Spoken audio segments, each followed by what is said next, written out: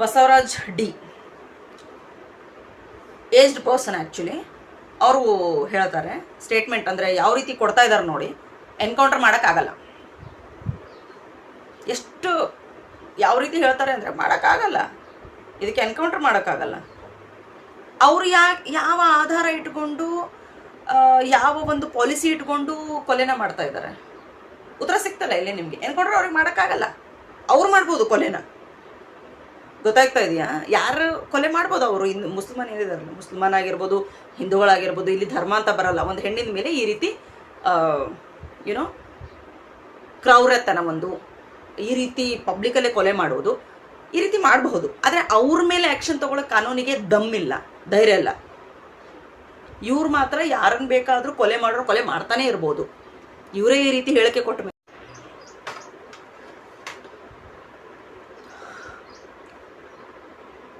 ಅಲ್ಲ, ಒಂದು ಪವರ್ ಅನ್ನೋದೇ ಕೊಡ್ತಾ ಇರೋದೇ ನೀವು ಅವರಿಗೆ.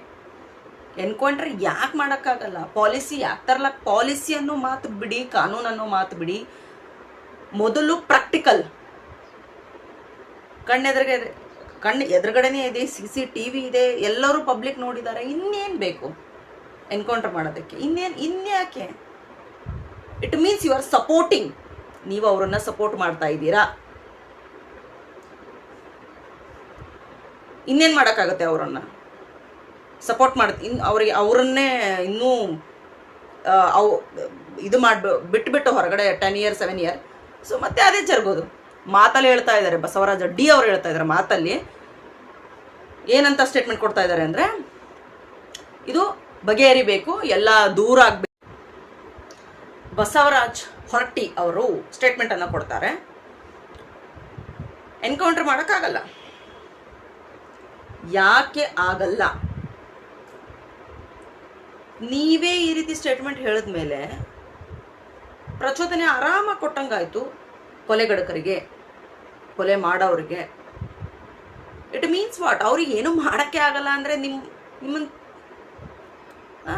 ಆಯಿತು, ನಿಮಗೆ ಮಾಡೋಕ್ಕಾಗಲ್ಲ. ಸಾಮಾನ್ಯ ಜನರು ನಾವು ಮಾಡ್ತೀವಿ. ಎನ್ಕೌಂಟರ್ ಮಾಡೋಕ್ಕಾಗಲ್ಲ, ಅವ್ರಿಗೆ ನಾವು ಇಮಿಡಿಯೇಟಾಗಿ ಆ್ಯಕ್ಷನ್ ತೊಗೊಳಕ್ಕಾಗಲ್ಲ. ಮತ್ತು ಏನು ಮಾಡೋಕ್ಕಾಗುತ್ತೆ ನಿಮಗೆ?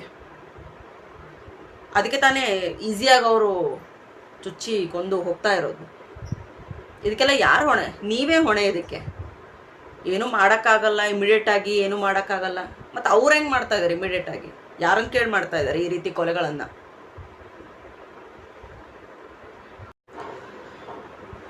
ಬಸವರಾಜ್ ಹೊರಟ್ಟಿ ಮತ್ತೊಂದೇನು ಹೇಳ್ತಾರೆ ಅಂತಂದರೆ, ನೇಹಾಳ ಮನೆಗೆ ಹೋಗಿ ಅವ್ರ ಅಪ್ಪ ಅಮ್ಮನಿಗೆ ಹೇಳ್ತಾ ಇದ್ದಾರೆ, ಫ್ರೀಡಮ್ ಜಾಸ್ತಿ ಕೊಟ್ಟಿರ್ತೀವಿ, ಅದಕ್ಕೋಸ್ಕರ ಅವರು ಸ್ನೇಹ ಯಾರ ಜೊತೆ ಮಾಡಬೇಕು, ಒಂದು ರಿಲೇಷನ್ಶಿಪ್ ಯಾರ ಜೊತೆ ಇಟ್ಕೋಬೇಕು. ಅಲ್ಲ, ಇವಾಗ ನಾನು ನಿಮಗೊಂದು ಪ್ರಶ್ನೆ ಕೇಳ್ತೀನಿ ಬಸವರಾಜ್ ಹೊರಟ್ಟಿ ಅವರೇ. ಈಗ ನೀವು 4 ಜನದ ಜೊತೆ ನೀವು ಮಾತಾಡ್ತೀರಾ, ಇಮಿಡಿಯೇಟಾಗಿ ಅವ್ರ ಜೊತೆ ನೀವು ಇರಲ್ಲ 24 ಗಂಟೆ. ಯಾರ ಜೊತೆನೂ ಯಾರೂ ಇರೋಕ್ಕಾಗಲ್ಲ. ಅವ್ರನ್ನ ಜಡ್ಜ್ ಮಾಡೋಕ್ಕಾಗತ್ತಾ ನಿಮ್ಮ ಕೈಯಲ್ಲಿ? ಯಾರನ್ನು ಹೆಂಗೆ ಜಡ್ಜ್ ಮಾಡ್ತೀರಾ? ಹೇಳಕ್ಕೆ ಸುಲಭ. ಯಾವ ರೀತಿ ಹೇಳ್ತಾ ಇದ್ದಾರೆ ಅಂತಂದರೆ, ಅವ್ರಿಗೆ ನಾವು ಫ್ರೀಡಮ್ ಕೊಡ್ತೀವಿ ಮಕ್ಕಳಿಗೆ, ಎಲ್ರಿಗೂ ಕೊಟ್ಟಿರ್ತಾರೆ ತಂದೆ ತಾಯಿ ಫ್ರೀಡಮ್, ಎಲ್ಲ ಮಕ್ಳಿಗೂ. ಇನ್ನೊಂದು ಸ್ಟೇಟ್ಮೆಂಟ್ ಕೊಡ್ತಾರೆ, ಆಲ್ರೆಡಿ ದುಃಖದಲ್ಲಿದ್ದಾರೆ ಅವರು.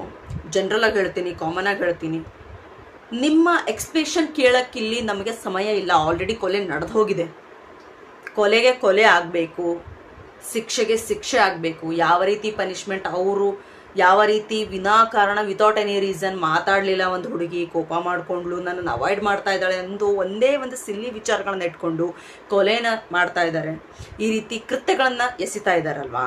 ಸೊ ಅವರಿಗೆ ಶಿಕ್ಷೆ ಆಗಬೇಕು ಅನ್ನೋದು ಎಲ್ಲ ಜನರು, ಎಲ್ಲ ತಂದೆ ತಾಯಿಗಳ ಒಂದು ಮಾತು. ಅದನ್ನು ಎಕ್ಸ್ಪ್ರೆಷನ್ ನಮ್ಗೆ ಬೇಕಾಗಿಲ್ಲ. ಶಿಕ್ಷೆ ಆಗುತ್ತೋ ಆಗಲ್ವೋ ಅಷ್ಟೇ. ನಮಗೆ ಎನ್ಕೌಂಟರ್ ಆಗುತ್ತಾ? ಸರಿ. ನೇಣಿಗೆ ಹಾಕ್ತೀರಾ, ಗಲ್ಲಿಗೆ ಹಾಕ್ತೀರಾ, ಅದು ಸರಿ. ಇದು ಯಾಕೆ ಇವೆಲ್ಲ ಸ್ಟೇಟ್ಮೆಂಟ್ಗಳು? ಎದಕ್ಕೆ? ಫ್ರೀಡಮ್ಗೆ ಎಷ್ಟೋ ಜನ ಮಕ್ಕಳಿಗೆ ಫ್ರೀಡಮ್ ಇದೆ, ಎಲ್ರಿಗೂ ಇದೆ ಫ್ರೀಡಮ್ ಇದೆ ಅಂತ. ಬಸವರಾಜ್ ಹೊರಟ್ಟಿ ಅವರೇ, ನೀವು ಒಂದು ಇನ್ನೊಂದು ಹೇಳ್ತೀರಾ, ಅವ್ರ ಅಪ್ಪ ಅಮ್ಮನಿಗೆ ಇನ್ನೊಂದು ಕೇಳ, ಒಂದು ಬಿಫೋರ್ ಕೂಡ ಆಫ್ಟರ್ ಕೂಡ, ಅಂದರೆ ನೇಹಾ ಅವಳ ಮನೆಗೆ ಹೋಗೋಕ್ಕಿಂತ ಮುಂಚೆ ಕೂಡ ಅವಳೇನು ಬರಲ್ಲ ಇವಾಗ ವಾಪಸ್ಸು. ಅದೆಲ್ಲ ಯಾಕೆ ನಿಮಗೆ ಯಾಕೆ ಅದು ಬರೋದು ಹೋಗೋದು ವಿಚಾರಗಳು ಯಾಕೆ? ಅದು ಏನು ನೀವು ಮಾತಾಡೋದೇನು? ಫಸ್ಟ್ ಆಫ್ ಆಲ್ ಅವಳು ಬರಲ್ಲ ವಾಪಸ್ಸು, ಬಂದಿದ್ರೆ ಎದುರುಗಡೆನೇ ಕೊಲೆ ಆಯಿತು. ಏನು ನೀವು ಇವತ್ತೇ 10ನೇ ದಿನ ಆ್ಯಕ್ಚುಲಿ ಇವತ್ತು, ಓಕೆ, 10 ದಿನಗಳಾಯಿತು, ನೀವೇನು ಮಾಡೋಕ್ಕೆ ತಯಾರಿಲ್ಲ. ಇವೆಲ್ಲ ಅನ್ನೆಸೆಸರಿ ಮಾತುಗಳು ಯಾಕೆ? ಇನ್ನೊಂದು, ಅವರ ತಂದೆ ತಾಯಿ ಹೇಳ್ತಾರೆ ಹಣೆ ಬರಕ್ಕೆ ಹೊಣೆಯಾರು. ಹುಟ್ಟಿಸ್ಬೋದು, ನಾವು ಹಣೆ ಬರ ಬರೋದಿಲ್ಲ. ಕಣ್ಣೆದುರುಗಡೆ ಅನ್ಯಾಯ ಆಗಿ ಕೊಲೆ ಆಗಿದೆ, ಅವಳಗಳು ತೀರ್ಕೊಂಡಿಲ್ಲ, ಅನ್ಯಾಯ ಆಗಿ ಕೊಲೆ ಆಗಿದೆ. ಇದು ತಂದೆ ತಾಯಿಗೆ ಆಲ್ರೆಡಿ ತಂದೆ ತಾಯಿಗಳು ತುಂಬ ನೋವಲ್ಲಿದ್ದಾರೆ. ಅವ್ರಿಗೇನೆ ಯಾವ ರೀತಿ ಸಾಂತ್ವನ ಧೈರ್ಯ ಕೊಡೋದು ಬದಲು ಯಾವ ರೀತಿ ಒಂದು ಬ್ರೈನ್ ವಾಶ್ ಯಾವ ರೀತಿ ಮಾಡ್ತಾ ಇದ್ದಾರೆ ಅಂದರೆ, ಆಗಿರೋದು ಅನ್ಯಾಯದ ಕೊಲೆ. ಇದು ಬೇರೆ ಹೆಣ್ಮಕ್ಳಿಗೂ ಆಗ್ಬೋದು. ಬಸವರಾಜ್ ಹೊರಟ್ಟೆ ಅಂತ ಅವರು ಹೇಳ್ತಾರೆ, ಹಣೆ ಬರಕ್ಕೆ ಹೊಣೆ ಯಾರು? ಹುಟ್ಟಿಸಿದಾರೆ ಅಂದಮೇಲೆ ಹಣೆ ಬರ ಬರೋಕ್ಕಾಗಲ್ಲ. ಅವಳು ಹಣೆ ಬರ, ಏಜ್ ನಿಮಗಾಗಿದೆ ಅಂತ ನಮಗೆ ಚೆನ್ನಾಗಿ ಗೊತ್ತು. ಈ ರೀತಿ ಸ್ಟೇಟ್ಮೆಂಟ್ಗಳಿಗೋಸ್ಕರ ನಾವು ಕಾಯ್ತಾ ಇಲ್ಲ. ನಿಮಗೆ ಏಜ್ ಆಗಿದೆಯಾ, ಮನೇಲಿ ಕೂತ್ಕೊಳ್ಳಿ. ಈ ರೀತಿ ಸ್ಟೇಟ್ಮೆಂಟ್ಗಳನ್ನು ಕೊಟ್ಟು ನಮಗೆ ಇನ್ನಷ್ಟು ರೊಚ್ಚಿಗೆ ಎಬ್ಬಿಸಕ್ಕೆ ಹೋಗಬೇಡಿ. ನಮಗೆ ಹಣೆ ಬರ ಅಲ್ಲೇನಿದೆ? ಹಣೆ ಬರ ಅಂದರೆ ಭಗವಂತ ಕಿತ್ಕೊಂಡಾಗ, ಇಲ್ಲಿ ಭಗವಂತ ಕಿತ್ಕೊಂಡಿಲ್ಲ. ಒಬ್ಬ ವ್ಯಕ್ತಿಯಿಂದ, ಒಬ್ಬ ನಾಲಾಯಕ್, ಒಬ್ಬ ಪಾಪಿ, ಒಬ್ಬ ಕ್ರೂರಿ, ಒಬ್ಬ ಮಾನಸಿಕ ರೋಗಿ, ಒಬ್ಬ ಇನ್ನೊಂದು ಹೇಳ್ತಾ ಇದ್ದಾರೆ, ಅಲ್ಲಿ ಆಲ್ರೆಡಿ ಕೂತ್ಕೊಂಡಿದ್ದಾರೆ, ಮೀಡಿಯಾದವ್ರು ಕೂಡ ಇದ್ದಾರೆ.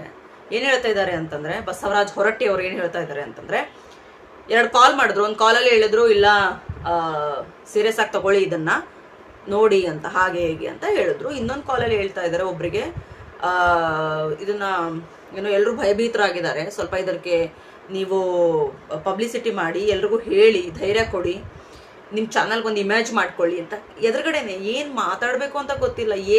ಏಜ್ ಆದರೆ ಮನೇಲೋ ಕೂತ್ಕೊಳ್ರಿ. ಎಷ್ಟೋ ಜನ ಎಜುಕೇಷನ್ ಪೀಪಲ್ಸು ಏನಂತಾರೆ ಅದಕ್ಕೆ, ಒಂದು ಜಾಬ್ ಇರಲಾರ್ದೆ, ಒಂದು ಕೆಲಸ ಇರಲಾರ್ದೆ ಅಲಿತಾ ಇರ್ತಾರೆ. ಅಟ್ಲೀಸ್ಟ್ ನಮ್ಮ ಅಂದರೆ ಯೂತ್ಸ್ಗಳಿಗೆ ಈ ರೀತಿ ಏನಾದರೂ ಒಂದು ಅವಕಾಶ ಕೊಟ್ಟರೆ ಅಟ್ಲೀಸ್ಟ್ ಆ ಕೆಲಸ ಮಾಡೋದಕ್ಕೆ ನಾವು ಸಪೋರ್ಟ್ ಮಾಡ್ತೀವಿ, ಪ್ರೇರೇಪಿಸ್ತೀವಿ. ನಿಮ್ಮ ಥರ ಹುಚ್ಚರ ಥರ ನಾವು ಸ್ಟೇಟ್ಮೆಂಟ್ ಕೊಡಲ್ಲ.